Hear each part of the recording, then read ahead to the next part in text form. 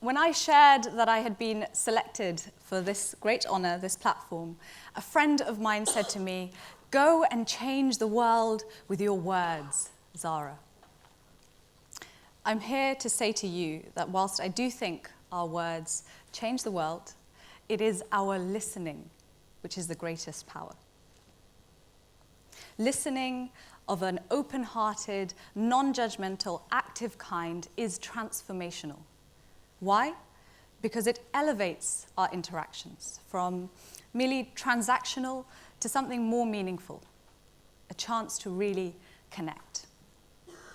And I accept that listening might seem an unlikely power. After all, it is just one of the many communication skills available to us. But it is so undervalued. It is so ignored. Think about all the articles you might have read or the training days you've come across on how to be a better public speaker. I've never seen a training day on how to be a better listener. Have you? If you have, let me know. I'd be very interested. And frankly, this imbalance makes no sense whatsoever. What kind of world do we create when we're all expert speakers and terrible listeners? Look, even this setup, there's a certain glamour attached to being a TEDx speaker. But frankly, our speeches mean very little without you to listen to them. The fact that you have come here to spend a whole day listening says far more about your virtues than it does about mine. And it is what you do and how you listen, which is where the impact really lies. I'm going to ask you to put your hands up if you have ever felt not listened to. Gosh, I think that's all of you. Well, I have to put my hand up as well. Now, zero in on a moment when you didn't feel listened to. Try and really vividly see it in your mind. How did it make you feel? I realize the importance of listening every single time I'm not listened to, because it's a diminution. It makes me feel small. It hurts. And what's strange is that that experience of not being listened to can make us, in turn, poorer listeners. We shrink. We start to switch off. It's shocking how bad we can be at listening. One study suggests that 85% of the time that we seem to be listening, we are actually distracted. 85%. And other studies show how women are much more likely to get interrupted than men. So let's be honest with ourselves. A lot of the time that we look like we're listening, we're not. Our minds are abuzz with all the ideas we just want to get out.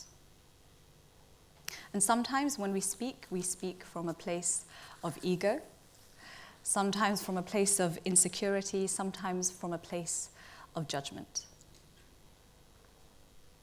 In my professional life, I have seen time and time again the importance of listening well.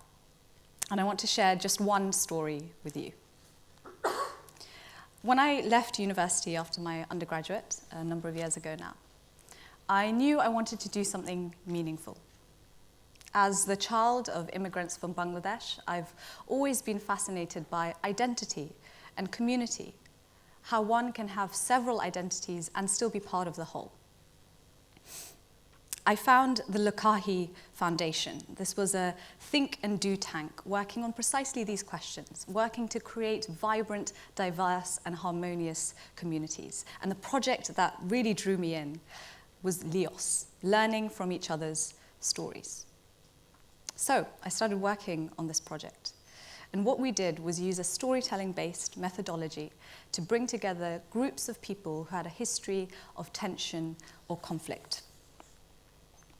Months of preparation, which included training community members in active listening and open question asking, culminated in a day event.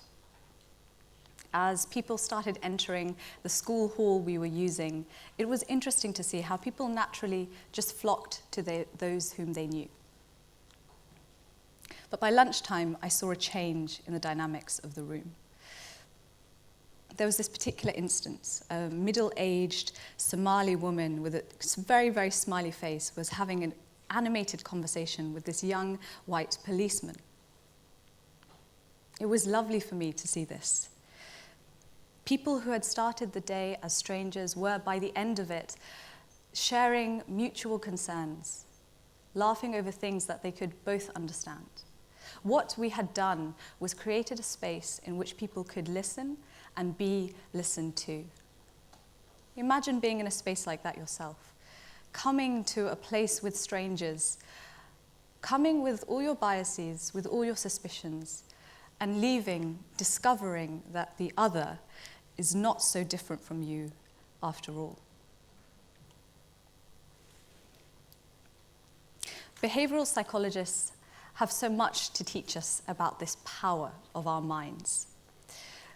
In many ways, there is no objective world. There are just many construals. A construal being how we perceive the world around us, and crucially, how we perceive people's behaviors towards us. The world is as we perceive it to be.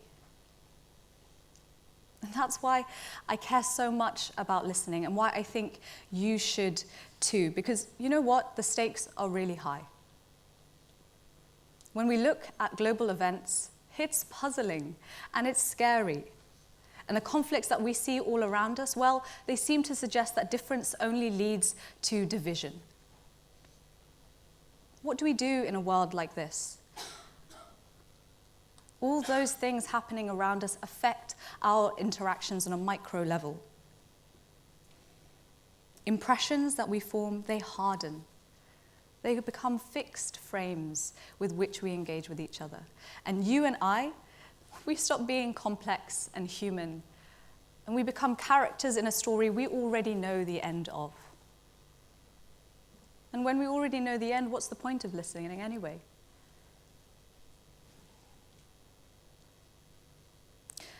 I feel very strongly that our differences and our disagreements don't have to be a problem. We can meet conflict with curiosity and not judgment. And when we do, our world changes. Iris Bonet, a Harvard professor looking at behavioral psychology, states this, that bias is built into our procedures and practices, not just into our minds. Here is our opportunity. Because yes, there is bias, and yes, we have a tendency to judge. But by developing practices, by developing procedures, we can move beyond that. We can build a practice of non-judgmental, open-hearted, active listening that can find a path for us through conflict. I mentioned where I used to work, the Lokahi Foundation. Lokahi is a Hawaiian word. It means the harmony that comes from diversity. Diversity can be harmonious. It can be beautiful in a way homogeneity isn't. We had a mantra at Lokahi. Speak to share, listen to understand. I want to thank you for listening to me. And I want to say to you, go and change the world with your listening.